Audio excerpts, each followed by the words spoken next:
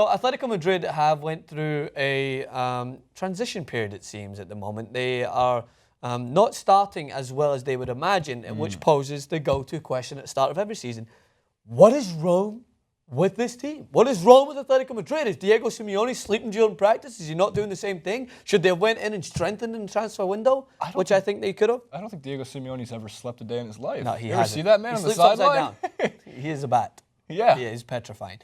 He looks like he definitely looks like a mob boss that is sent to take care of business. There's no doubt. He's all black. I give him credit for that. So probably for all black. Jason, rumor has it around this very, very cold studio that you have a chart for me.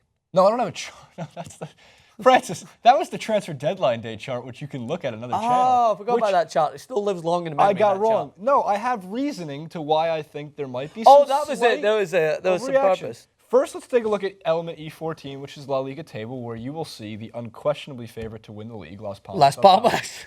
Atletico Madrid, 12th down there, only 2 matches. They have 2 draws, a 0-0 draw and a 1-1 draw.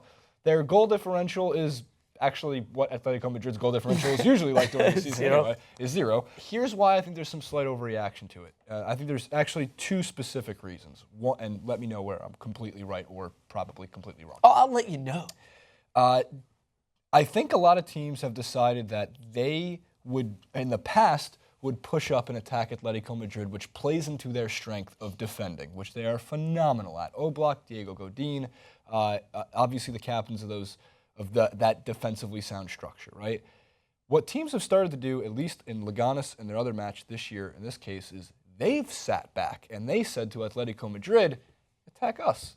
Why the F are we going to attack you? That's been not working for us in the past 2 years. You're making Champions League runs. You're sitting at the top of La Liga tables or close to the top of La Liga tables. You have to attack us. So Atletico Madrid did that against Leganes. 2 moments. Saul Niguez, just a little bit hesitant to pull the trigger. And if he did it half a step earlier, around the 35th minute, he would have scored. And the striker who's paired alongside Griezmann missed what do you call it? There's a word for it. Oh, we did this in the video. An open look. A sitter. A sitter. He missed a sitter. So, again, I see that the fact that if they're going to attack, and let's keep it real for a second, it's not like Griezmann's going to disappear for the season. A little slow to get going. I would hope not. I think that there's always going to be that essence of an overreaction early on.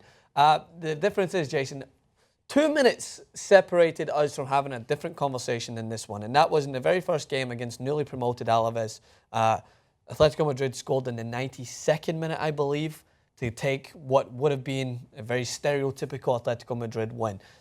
Tough-fought game against a new team who are hungry to come into the league, make an impact. Motivated. Yeah, motivated to play against the big guns straight away, and then Atletico Madrid sneak it at the last minute.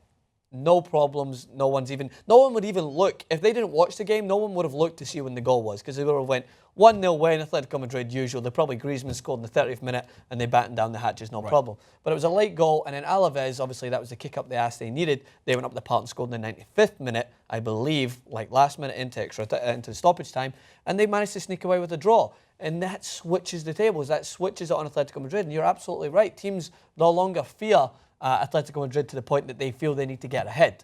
It's not that they're coming in to play Atletico Madrid thinking they can't score. I think everyone's got to believe they can, but they would try to play Atletico Madrid at their own game by sitting back a little bit, asking Madrid to step outside of their comfort zone.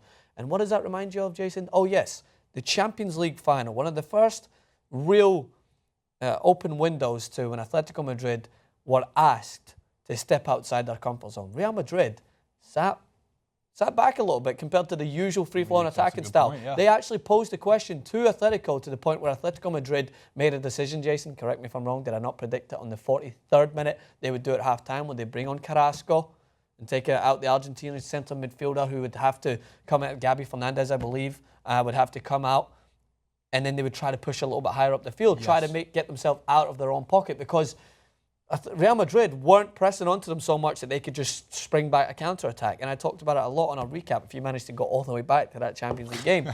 So you partner that, the people will look at games as such and take influence from it, because teams need to use case studies to find out how to play against opponents. I played in a professional level through the college where we break down so much tape of your opponents that people will look at Atletico Madrid and find ways to try and stop them from counter-attacking you.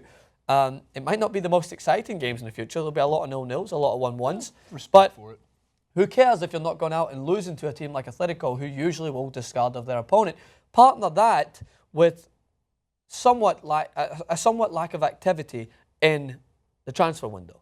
Atletico Madrid could have done with a couple of acquisitions, I think, because yeah, they're considered a success.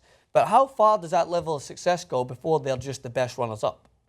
How far does the success go before they fight themselves to the point where, all right, we're the best defensive team in the world, but we finished second once again in Real Madrid in the Champions League, but we finished behind Barcelona and Real Madrid in the league. Yeah, we won the league a few years back, but is that going to be enough to consider this format is an overwhelming success? Yeah, it seems like the opposition is putting the ball in Diego Simeone's court, and Diego Simeone is kicking the defending referee. it. He's kicking the referee. Another moment from Diego Simeone's wonderful career. I don't think there's anything too much to worry about. I don't think that's even a correct phrase. I don't think there's too much to worry about for Atletico Madrid. It's not like they're getting beat 3-0 and their defense has crumbled. Yeah. And it's not like they're losing. And it's not. I mean, this is a team that is not going to go out and beat teams 6-1. Yeah. They're not going to go out. They're not going to Real Madrid and Barcelona goal differential the hell out of you and make you feel like a lowlife, which a lot of those teams probably walk away from the new camp and the Bernabeu going, I don't know if I should play football anymore. It is undoubtedly and harshly true. So I think the general consensus is we'll wait to see how it pans out. If we're going forward another 2 or 3 games and Atletico Madrid are still sitting with 4 points from 4 games, then you could go as far to say that they're out the running because Barcelona and Real Madrid don't drop points that often. No, Barcelona held themselves at the top for them from all of the season. I think onwards, I think there was one shift maybe last year, correct me if I'm wrong. And I think that it's the hardest league to bounce back. People are talking about how Liverpool and Arsenal are already out of the title race, and it could be a fair assumption considering teams like Chelsea, Man United and Man City have perfect scores at the moment. But La Liga is a pretty set front 3 usually, and if you're already falling behind that pack to the point where both of those teams already have maximum points and you're sitting there with 2, you're already 4 points back after 2 games, man. It's these teams, the only time you would have to, if Barcelona went as they probably could do and didn't drop as much points, you would have to rely on you being one of the teams to cause the problems, and you would have to potentially go ahead and beat them.